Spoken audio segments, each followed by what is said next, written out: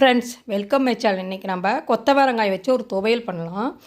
திருப்பதியில் ஆந்திராவிலாம் அப்படி தான் பண்ணுவாங்க. கீழ் திருப்பதியில் ஒரு கடாயில் ஒரு 3 ஸ்பூன் எண்ணெய் சேர்த்துக்கோங்க, 2 ஸ்பூன் ஜீரகம் சேர்த்துக்கோங்க, ஒரு 6 பச்சை மிளகா சேர்த்துருக்கேன் நான். நீங்கள் காஞ்ச மிளகா கூட சேர்த்துக்கலாம், ஆனால் இதுதான் நல்லாயிருக்கும். இந்த இதுதான் டேஸ்ட்டாக இருக்கும். ஒரு தக்காளி சேர்த்துக்கோங்க, பச்சை மிளகாய் நல்லா கீனிட்டு சேர்த்துக்கோங்க, முழுசாக சேர்த்துருந்தீங்க.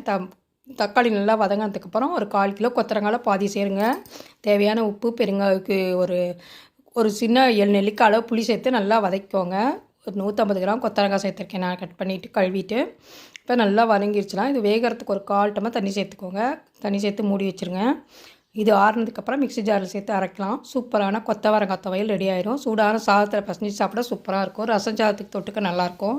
பிடிச்சிருந்தால் லைக் பண்ணுங்கள், ஷேர் பண்ணுங்கள், கமெண்ட் பண்ணுங்கள், சப்ஸ்கிரைப் பண்ணுங்கள். தேங்க்ஸ் ஃபார் வாட்சிங். இப்போ ஒரு கைப்பிடி கொத்தமல்லி சேர்த்து அரைச்சிருங்க. இப்போ தாளிக்கிற கண்டையில் நல்லெண்ணெய் சேர்த்து கடுகு உளுத்தம் பருப்பு பெருங்காயம் கருவேப்பிலை தாளித்து கொட்டிடுங்க. சூப்பரான கொத்தவரங்காய் துவையல் ரெடி ஆயிடுச்சு.